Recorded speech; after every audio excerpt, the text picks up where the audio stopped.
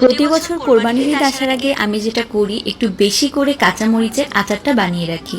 কারণ একভাবে গরুর মাংস খেতে খেতে কিন্তু খাবারে একটা অরুচি চলে আসে। তো এরকম একটা আচার বানানো থাকলে সামান্য ভাতের সাথে মেখে খেলে কিন্তু খাবারের রুচি একদম ফিরে আসে। এটা খিচুড়ি, সাদা ভাত, ভর্তা, ভাজি সব কিছু দিয়ে আপনারা খেতে পারবেন। তো তার জন্য প্রথমে একটা মশলা তৈরি করে নিব।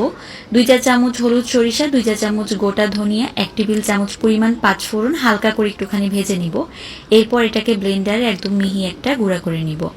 এদিকে দেখেন 1 কাপ পরিমাণ সরিষার তেল একটু গরম করে নিয়ে 1/2 চা চামচ আদা বাটা, 1 চা চামচ রসুন বাটা দিয়ে দিচ্ছি।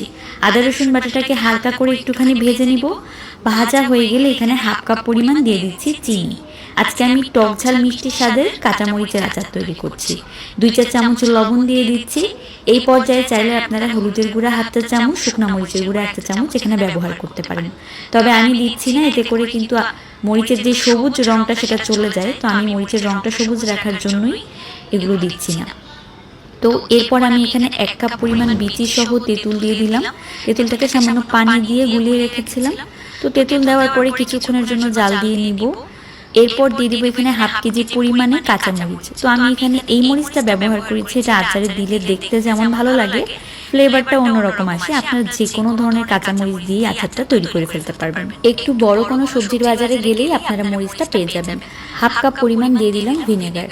ভিনেগারটা দেওয়ার পরে আমি কিছুক্ষণের জন্য এই মরিচটাকে একটুখানি জাল দিয়ে নিব। এতে করে দেখবেন কিছুক্ষণ পরেই মরিচটা নরম হয়ে কালারটা চেঞ্জ হতে শুরু করেছে। ভিনেগার অবশ্যই দিতে হবে, যেহেতু মরিচের আচার একবারে খাওয়া যায় না, আস্তে আস্তে খেতে হবে। ভিনেগার দিলে এই আচারটা আপনারা 1 বছর পর্যন্ত সংরক্ষণ করে খেতে পারবেন। তো দেখেন কালারটা কিন্তু চেঞ্জ হয়ে গিয়েছে। এই পর্যায়ে আমি দিয়ে দিব ওই যে প্রথমে মশলাটাকে ভেজে গুঁড়া করে রাখলাম, সেই মশলাটাকে দেখেন আমি একদম মিহি গুঁড়া করে নিয়ে একটু আধা ভাঙা অবস্থায় রেখেছি। এতে করে কিন্তু ফ্লেভারটা ভালো আসে। তো মশলাটা দেওয়ার পরে আমি আলতো হাতে একটুখানি নেড়ে মিক্স করে চুলার আঁচটা মিডিয়ামে রেখে দিব। মিডিয়ামে রেখে আমি কিছুক্ষণের জন্য রান্না করে নিব। এরই মধ্যে মরিচটাও ভালোভাবে সেদ্ধ হয়ে যাবে আর সব কিছু একদম পারফেক্টভাবে মিশে যাবে। তো দেখেন তেল কিন্তু এখন অনেকটাই কমে গিয়েছে, যেহেতু মরিচের ভিতরে ঢুকে গিয়েছে। এই অবস্থায় আমি আরও 10 মিনিটের জন্য একদম লো আঁচে রেখে দিব। আর 10 মিনিট পরে এটাকে নামিয়ে একদম ফ্যানের নিচে প্রথমে ঠান্ডা করে নিতে হবে। এরপর আমি এর ভিতরে একটা স্পেশাল উপকরণ ব্যবহার করব। তার আগে দেখেন একদম ভালোভাবে কিন্তু আমি এই আচারটাকে ঠান্ডা করে নিয়েছি। এখন এর ভিতরে আমি 2টা কাগজি লেবু এরকম ছোট ছোট পিস করে কেটে দিয়ে দিচ্ছি। এতে করে কিন্তু আচার তেতো হবে না, তবে এই কাগজি লেবুর যে সুন্দর ফ্লেভার সেটা আচারের মধ্যে খুব ভালোভাবে মিশে যাবে।